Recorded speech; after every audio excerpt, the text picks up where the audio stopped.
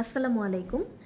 Facility location থেকে যদি আমাদেরকে লাইন ব্যালেন্সিং নিয়ে কোনো ম্যাথ করতে দেওয়া হয়, আমরা প্রথমে বুঝে নিতে পারি লাইন ব্যালেন্সিং বলতে কী বোঝায়। লাইন ব্যালেন্সিংয়ের ডেফিনেশন হচ্ছে equal distribution of workload among machines. So আমাদের একটা ইন্ডাস্ট্রিতে তো অনেক ধরনের মেশিন থাকে, তো অনেকগুলো মেশিনে আমরা যদি ওয়ার্কলোডটা ইকুয়াল ওয়েতে ডিস্ট্রিবিউট করে দিই যাতে করে কোনো বটলনেক ক্রিয়েট না হয়, তাহলে আমরা লাইন ব্যালেন্সিং প্রপার ওয়েতে মেনটেন করতে পারবো। আর বটলনেক বলতে আমরা কী বুঝি, আমাদের কোনো একটা মেশিনে যদি ওয়ার্ক অনেক বেশি পরিমাণে জমে যায়, যে কারণে সেই মেশিনটার কারণে ডিলে তৈরি হয়, সেটা হচ্ছে আমাদের বটলনেক। সো বটলনেক যাতে ক্রিয়েট না হয় সেজন্য আমাকে এনশিওর করতে হবে যাতে মেশিনগুলোতে কাজগুলো এমনভাবে ডিস্ট্রিবিউট করা থাকে যাতে করে কন্টিনিউয়াসলি আমাদের কাজগুলো স্মুথ একটা ফ্লোতে হতে থাকে। সেজন্য আমাদের লাইন ব্যালেন্সিং করার দরকার পড়ে। আমাদের যদি ফ্যাসিলিটি লোকেশন থেকে লাইন ব্যালেন্সিংয়ের ম্যাথ করতে দেওয়া হয়, তাহলে আমরা কীভাবে করতে পারি সেটা আমরা স্টেপ বাই স্টেপ এখান থেকে দেখতে পারবো। সো লাইন ব্যালেন্সিংয়ের ক্ষেত্রে আমাদেরকে হচ্ছে এদিকে ওয়ার্ক এলিমেন্টগুলো দেওয়া থাকবে, কী কী কাজ হবে, মানে একটা ওয়ার্ককে হচ্ছে আমরা কয়েকটা এলিমেন্টে ডিভাইড করে নিলাম। একটা কাজকে যখন আমরা কয়েকটা স্টেপে ডিভাইড করে নিই, সেগুলো হচ্ছে আমাদের এক একটা ওয়ার্ক এলিমেন্ট।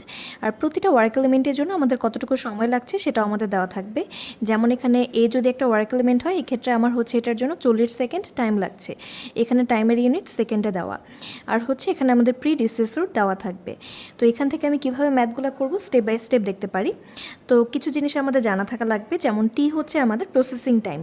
আমাদের ওয়ার্ক এলিমেন্ট যদি এ হয়, এটার প্রসেসিং টাইম হচ্ছে আমার 40 সেকেন্ড। তো আমার এই ক্ষেত্রে টি হচ্ছে প্রসেসিং টাইম এই 40 সেকেন্ড। আর আরেকটা জিনিস আমার ইনফরমেশন কোশ্চেনে দেওয়া থাকবে, যেটা হচ্ছে আমার ডিজায়ার্ড আউটপুট রেট।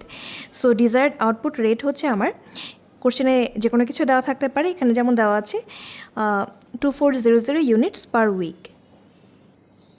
একেবারে প্রথম স্টেপটায় যদি আমরা আসি, সেটা হচ্ছে আমার সি ক্যালকুলেট করতে হবে। সি বলতে আমরা কি বুঝি, required time to produce a unit, অর্থাৎ একটা ইউনিট প্রডিউস করতে আমার ঠিক কতটুকু সময় লাগবে, অথবা হচ্ছে time required in one station. তো আমাদের তো হচ্ছে আমরা পুরো কাজটা করার জন্য কয়েকটা স্টেশনে আমরা ভাগ করে নিব। কাজটা হচ্ছে কয়েকটা স্টেশনে হবে। সো একটা স্টেশনে আমি কতটুকু সময় দিব, সেই জিনিসটাই হচ্ছে আমার সি। অথবা হচ্ছে একটা স্টেশনে যে কাজটুকু হবে, সেই কাজটুকে আমরা বলতে পারি যে অতটুকু হচ্ছে আমার 1 ইউনিট কাজ। সো আমাদের একটা ইউনিট কাজ করতে কতটুকু সময় লাগতেছে বা একটা স্টেশনে আমার কতটুকু টাইম লাগবে, সেটা হচ্ছে আমাদের সি। আর সি এর ফর্মুলা কি, C is equal to 1/r। আর আর কি, আমাদের যে ডিজায়ার্ড আউটপুট রেট যেটা আমাদের দেওয়া ছিল, আমাদের কিন্তু এখানে দেওয়া ছিল ডিজায়ার্ড আউটপুট রেট হচ্ছে আমার 2400 ইউনিটস পার উইক। সো এটা হচ্ছে আমার আর আউটপুট রেট। আর সি হচ্ছে 1/r। সিটা কি, আমার একটা স্টেশনে আমরা কতটুকু সময় ইনভেস্ট করব, বা হচ্ছে আমার একটা স্টেশনে আমাদের একটা ইউনিট প্রডিউস হচ্ছে, সেই ইউনিট প্রডিউস করতে আমাদের কতটুকু সময় লাগবে। তো আমাদের ফর্মুলাগুলো দেখা হলো এখানে। তো আমাদের যেটা ডিজায়ার্ড আউটপুট রেট দেওয়া ছিল, সেটা হচ্ছে আমাদের 2400 ইউনিটস পার উইক দেওয়া ছিল। তো এখন এই 2400 ইউনিটস পার উইক, এই ইউনিট তো ইউনিটের মতোই থাকলো, উইকটাকে আমি হচ্ছে আওয়ারে কনভার্ট করতে চাচ্ছি। তো আওয়ারে কনভার্ট করার জন্য আমরা যদি আরএনজি সেক্টরের কথা চিন্তা করি, আরএনজি সেক্টরে হচ্ছে একটা শিফটে আমাদের 8 ঘন্টা কাজ হচ্ছে, আর একটা উইকে 5 দিন কাজ হচ্ছে। সো 1 উইকে এখানে যেহেতু ফ্যাক্টরি আমাদের 5 দিন খোলা থাকতেছে, সেজন্য কিন্তু আমরা এখানে 5 লিখছি, আমরা এখানে 7 লিখি নেই। আর একটা দিনের মধ্যে আমার কতটুকু কাজ হচ্ছে, 8 ঘন্টা। সো 1 শিফটে যেহেতু 8 আওয়ার্স, সো সেভাবে 5 ডেজ ইন্টু 8 আওয়ার্স, টোটাল আমার তাহলে কতটুকু আওয়ার লাগতেছে, অতটুকু আওয়ারে কনভার্ট হয়ে গেল। সো ওভাবে হচ্ছে আমার এটা চলে আসে 60 ইউনিটস পার আওয়ার। অর্থাৎ এখানে আমার হচ্ছে 60 ইউনিট, 1 ঘন্টায় আমরা 60 ইউনিট কাজ শেষ করি। আর আমার কি লাগবে দেখি, আমার সি এর জন্য লাগবে হইতেছে আমি 1 ইউনিট কাজ করতে required time to produce I unit. একটা ইউনিট প্রোডাকশনের জন্য আমার কতটুকু সময় লাগতেছে, এখানে আমি দেখতেছি যে হইতেছে 60 ইউনিট প্রডিউস করার জন্য 1 ঘন্টা লাগতেছে। সো এখন হচ্ছে আমার যেটা করতে হবে, সি সমান 1/r। তো 1 হইতেছে আমার এদিকে 1 আওয়ার, আর হইতেছে আমার মানে 1/r যখন আমি বলি, বেসিক্যালি এখানে 1/r মানে হচ্ছে আমার আর কি, আর তো আমরা পাইলাম যে 60 ইউনিটস পার আওয়ার। এটাকে যদি হচ্ছে আমি ইনভার্স করে দিই, তাহলে হচ্ছে 1 আওয়ার পার 60 ইউনিটস, তাই তো ইনভার্স করে দেওয়া হয়েছে। সো এটাই আমার আসছে 1 আওয়ার বাই 60 ইউনিটস। তো আমার হইতেছে, এখন আমরা যদি দেখি যে 60 ইউনিট করতে আমার 1 ঘন্টা লাগতেছে, তাহলে 1 ইউনিট করতে আমার কতটুকু লাগবে। তো 1 ঘন্টায় হইতেছে আমি চাইলে 3600 সেকেন্ড বলতে পারি। সো এখানে আমার ওই 3600 সেকেন্ড দেওয়া হয়েছে। তো আমার হইতেছে কতটুকু সেকেন্ড লাগবে, যখন 60 ইউনিটের জন্য আমার লাগতেছে 3600 সেকেন্ড, সো 1 ইউনিটের জন্য আমার লাগবে 60 সেকেন্ড। সো এভাবে আমি পেয়ে গেলাম আমাদের সি।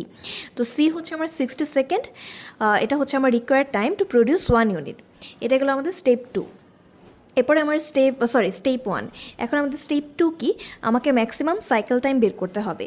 আর ম্যাক্সিমাম সাইকেল টাইম আমি কীভাবে বের করব, আমি যদি দেখি এখানে হইতেছে আমাদের টাইমগুলো দেওয়া আছে।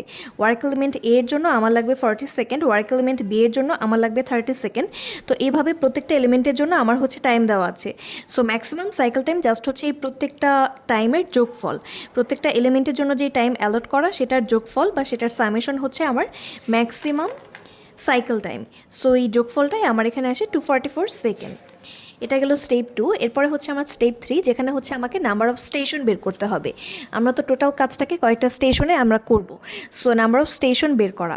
তো এই জন্য আমাকে যেটা করতে হবে সেটা হচ্ছে আমাদের এটার ফর্মুলাটা হচ্ছে T/C। টিটা হচ্ছে আমার ম্যাক্সিমাম সাইকেল টাইম, যেটা এটা হচ্ছে আমার capital T, maximum cycle time মানে হচ্ছে আমার যতটুকু আমাদের সময় লাগতেছে আমাদের এখানে সবগুলো কাজ করতে, সবগুলো এলিমেন্ট কমপ্লিট করতে আমার যতটুকু সময় লাগতেছে সেটা হচ্ছে আমার টি, ক্যাপিটাল টি। তো সেটা আমাদের এখানে থাকবে। নাম্বার অফ স্টেশন বের করব মানে হচ্ছে আমার কয়টা স্টেশনে কাজটা করব। আর আমার হইতেছে, আমরা দেখতেছি যে একটা স্টেশনে আমার সময় কতটুকু লাগবে, 60 সেকেন্ড। এই ক্ষেত্রে শুধুমাত্র এই ম্যাথের জন্য আমরা দেখছি যে সি হচ্ছে আমার 60 সেকেন্ড, কারণ হচ্ছে আমাদের একটা স্টেশনে আমার তাইলে 60 সেকেন্ড লাগতেছে। আমি তাহলে নাম্বার অফ স্টেশন কত রাখবো, টোটাল টাইমকে হচ্ছে আমার একটা স্টেশনের টাইম দিয়ে তো আমি ডিভাইড করলে আমি নাম্বার অফ স্টেশন পেয়ে যাচ্ছি। সো টোটাল টাইম হইতেছে 244, আর হচ্ছে আমার একটা স্টেশনের টাইম হইতেছে 60 সেকেন্ড। সো এই দুইটাকে যখন আমি ডিভাইড করে যাচ্ছি আমি পাচ্ছি যে 4.0667। তো আমার হইতেছে, আমি তো এখানে হচ্ছে একটা পূর্ণ সংখ্যা দিব, সেজন্য আমি এটাকে 5-এ কনভার্ট করে নিয়েছি। তো এটা গেল আমাদের স্টেপ 3। এরপরে যদি আমরা স্টেপ 4-এ আসি, আমাকে বের করতে হবে আমাদের হাতে অ্যাভেলেবল টাইম কতটুকু। অ্যাভেলেবল টাইমের জন্য আমাকে হচ্ছে স্টেশন কতগুলা আর প্রতি স্টেশনে আমি কতটুকু সময় ইনভেস্ট করতে পারি ম্যাক্সিমাম, সেই দুইটা জিনিসকে গুণ দিলে আমি হচ্ছে তাহলে টোটাল অ্যাভেলেবল টাইম কতটুকু পেয়ে যাচ্ছি। কীভাবে পাচ্ছি, আমার হাতে স্টেশন কয়টা আর হচ্ছে আমি প্রতি স্টেশনে কতটুকু সময় খরচ করব। তো আমার হাতে স্টেশন আছে 5টা, আমি এখানেই পাইলাম। আর আমি প্রতি স্টেশনে খরচ করব 60 সেকেন্ড, কারণ আমি এখানে পাইছি যে আমাদের per unit time or time required to produce 1 unit, এটা আমাদের 60 সেকেন্ড ছিল। সো এখানে হচ্ছে আমার 5 × 60, যেটা হচ্ছে আমার 300 সেকেন্ড। তো এটা হচ্ছে আমার অ্যাভেলেবল টাইম আমি বের করে ফেললাম। এরপরে স্টেপ 5-এ আমাকে কী করতে হবে, টোটাল আইডল টাইমটা বের করতে হবে।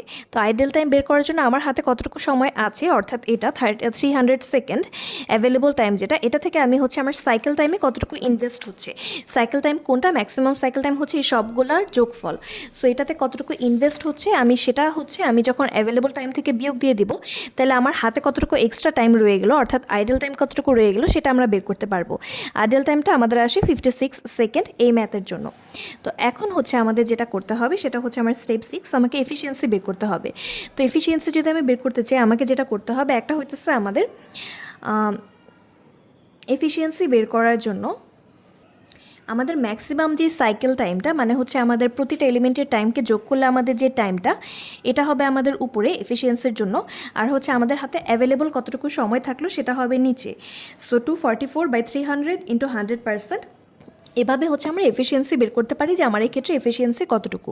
সো এইভাবে আমার এফিসিয়েন্সি বের করা পর্যন্ত আমাদের একটা পার্ট, আরও কিছু পার্ট রয়ে যায়। সেটা হচ্ছে আমাদের তো এই ইনফরমেশনগুলো দেওয়া থাকবে, ওয়ার্ক এলিমেন্ট দেওয়া থাকবে, টাইম দেওয়া থাকবে, প্রিডিসেসর দেওয়া থাকবে। তো আমাকে হচ্ছে এরকম একটা ডায়াগ্রাম আঁকতে হবে। আর ডায়াগ্রামটা আমি কিভাবে আঁকবো, একেবারে ফার্স্টে হচ্ছে আমি দেখব যে আমাদের হচ্ছে কোন কোন কাজের জন্য প্রিডিসেসর দেওয়া নাই। যেমন এখানে এ এর জন্য কিন্তু কোনো প্রিডিসেসর দেওয়া নাই, সেটাকে আমি সবার ফার্স্টে লিখে ফেলবো। তো আমার এই যে লেখা হয়ে গেল, যেটার জন্য আমার কোনো প্রিডিসেসর দেওয়া নেই সেটা আমি ফার্স্টে লিখলাম। লিখার পরের কাজকে আমি দেখব যে এ থেকে কোন কোন কাজ আমরা পাচ্ছি, মানে এ কোন কোন ক্ষেত্রে প্রিডিসেসর হিসেবে কাজ করতেছে।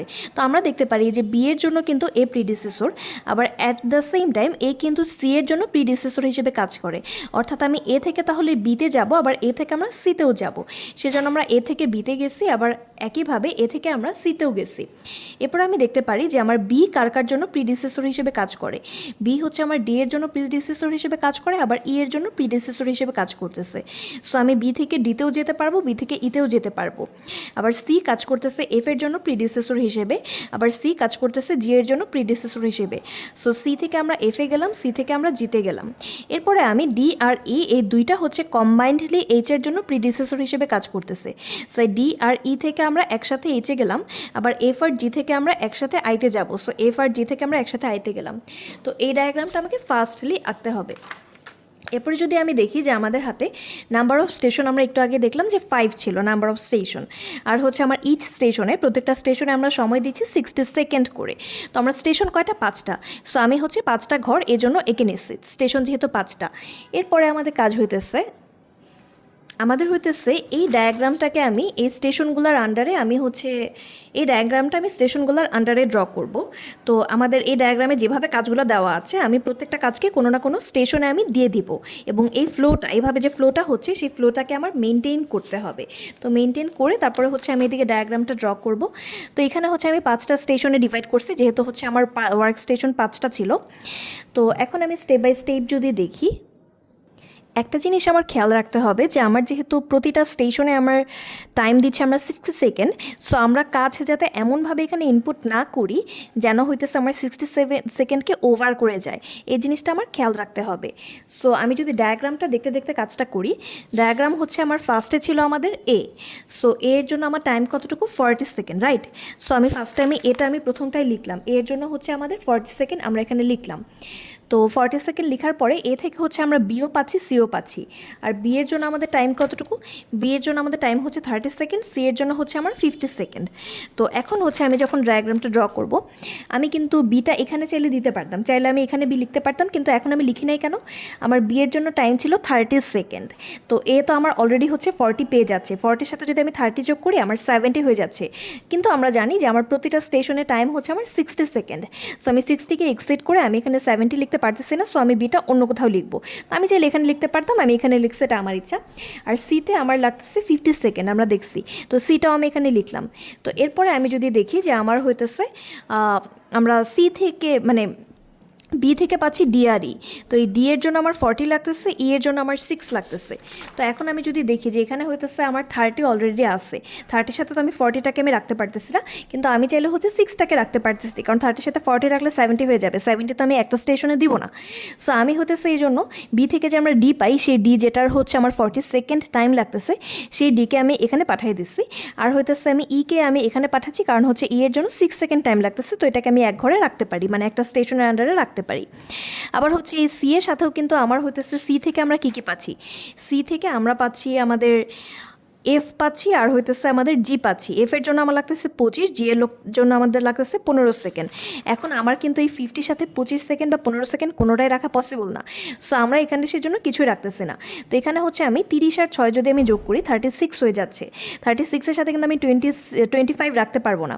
মানে সি থেকে যদি আমরা এফে যাওয়ার কথা দেখি, যেমন সি থেকে যদি আমাদের এফে যাওয়া যায়, সি কিন্তু এফের প্রিডিসেসর হিসেবে কাজ করে, বাট এফে আমার 25 সেকেন্ড টাইম লেগে যাইতেছে। তো 25 যদি আমি যোগ করি তাহলে কিন্তু আমার হচ্ছে 61 চলে আসতেছে, 30 + 6 + 25, তখন কিন্তু জিনিসটা আমার 61 চলে আসতেছে, যে জন্য আমি এখানে 25টা দিলাম না, 25টা আমি এই ঘরে দিয়ে দিলাম। এই ঘরেও দিই নি, কেন দিই নি? কারণ হইতেছে আমার এখানে ডি থেকে যখন মানে ডিতে অলরেডি আমার 40 চলে আসছে, ডিটা আমি আগে দিয়ে দিচ্ছি, তো 40-র সাথে আমি 25 দিলে এটাও তো 65 হয়ে যাচ্ছে, সো আমি এই ঘরে পাঠিয়ে দিচ্ছি। তো এরপরে আমার যেটা করতে হবে যে আমি সি থেকে কিন্তু আমরা জিতেও যেতে পারি, জি এর প্রিডিসেসর হিসেবে কিন্তু সি কাজ করে, আর জিতে লাগে 15। তো আমরা যদি এই 3টা যোগ করি তাহলে যেহেতু আমার 60-র নিচে থাকতেছে, তাই হচ্ছে আমরা 60 বা 60-র নিচে দুইটাই কিন্তু রাখা যায়, তো সেক্ষেত্রে আমি এখানে জি দিয়ে দিলাম। আর হইতেছে আমার এদিকে তো 40 ছিল, 40-র সাথে হচ্ছে আমার ই আর ডি, এই দুইটা কিন্তু আমার এইচ এর প্রিডিসেসর হিসেবে কাজ করে, আর এইচে টাইম লাগে 20 সেকেন্ড। সো আমি কিন্তু 40 আর 20 রাখতেই পারি, দুইটা মিলে যেহেতু 60 হয়, সো এখানে আমি এইচ দিয়ে দিলাম। আর হচ্ছে বাকি থাকে আই, যেটা হচ্ছে আমি এখানে এই ঘরে আমরা জি থেকে পাচ্ছি, জি আর এফ এই দুইটা থেকে আমরা আই পাচ্ছি, তো ওটাকে আমরা এই ঘরে দিয়ে দিলাম, কারণ হচ্ছে এই দুইটা মিলে আমাদের 43 হচ্ছে, যেটা কিনা 60-এর চেয়ে কম। তো এরপরে আমার যেটা করতে হবে, আমার এই ঘরে যতগুলা কাজ আছে সেটার যোগফলটা আমি এখানে লিখলাম। এখানে যেহেতু শুধু এ আছে, এর জন্য 40, এখানে শুধু 40 লিখলাম। এখানে সি এর জন্য 50, এখানে শুধু 50 লিখলাম। এখানে বি এর জন্য 30, ই এর জন্য 6, জি এর জন্য 15, তিনটা যোগ করলে 51 হয়, সেটা আমি এখানে লিখলাম। এখানে আমার 40 আর 20 যোগ করলে 60 হয়, সেটাও লিখলাম। এখানে হচ্ছে আমার 25 আর 18 যোগ করলে আমার 43 হচ্ছে, এটাও লিখলাম। এখন আমাকে আইডেল টাইমটা বের করতে হবে। তো আইডেল টাইম যদি বের করি, আমার প্রতিটা স্টেশনের সময় কতটুকু? 60 সেকেন্ড অ্যালট করা। তো 60 থেকে যদি আমি 40 মাইনাস করি তাহলে থাকে 20, সো এই স্টেশনের জন্য 20। আর 60 থেকে 50 মাইনাস করলে 10, এই স্টেশনের জন্য আইডেল টাইম হচ্ছে 10। 60 থেকে 51 মাইনাস করলে আইডেল টাইম থাকতেছে 9। 60 থেকে আমার হচ্ছে 60 মাইনাস করলে আইডেল টাইম থাকতেছে 0। 60 থেকে 43 মাইনাস করলে আইডেল টাইম থাকতেছে 17। সো টোটাল আইডেল টাইমটা হচ্ছে আমার, আমি যদি এই ভ্যালুগুলোকে যোগ করি আমরা 56 সেকেন্ড পেয়ে যাচ্ছি, যেটা হচ্ছে আমাদের আগে আমরা দেখছি। এখন আর একটা মজার ব্যাপার হচ্ছে যে অনেকেরই মনে হতে পারে যে আমি ওয়ার্ক স্টেশনের কাজগুলো দিব সেটা কি আসলে সবসময় একই রকম হবে। এখন আমরা দেখতে পারি আমি যেই মেথডটা ফলো করছিলাম সেটা ছিল এই মেথডটা। এখন আমি কাজগুলোকে আমার জাস্ট মেনটেন করতে হবে এই ফ্লোটা, মানে এখানে যে সিকোয়েন্স অনুসারে গেছে আমার এই সিকোয়েন্সটা মেনটেন করে আমি যে কোনো কাজ যে কোনো ঘরে দিতে পারি। দেওয়ার সময় আমার এটা খেয়াল রাখতে হবে যে আমার প্রতি স্টেশনে কাজের জন্য যে সময় দেওয়া যেটা হচ্ছে এখানে 60 সেকেন্ড, সেটা যাতে আমার এক্সিড করে না যায়, এভাবে আমি যে কোনোভাবে অ্যারেঞ্জ করতে পারি। এখানে কিন্তু অ্যারেঞ্জের অনেকগুলো ওয়ে দেওয়া আছে, তো যেটা ইচ্ছা আমাদের যেভাবে ইজি হয় ফলো করব। জাস্ট হচ্ছে আমার এটা মেনটেন করতে হবে প্রতিটা স্টেশনে আমরা 60 সেকেন্ড যাতে আমরা মেনটেন করতে পারি, 60 সেকেন্ড অথবা তার চেয়ে কম আমরা অ্যালট করব। তো ইন দিস ওয়ে আমরা হচ্ছে যে কোনোভাবেই আমরা এই লাইন ব্যালেন্সিংয়ের ম্যাথগুলো করতে পারি।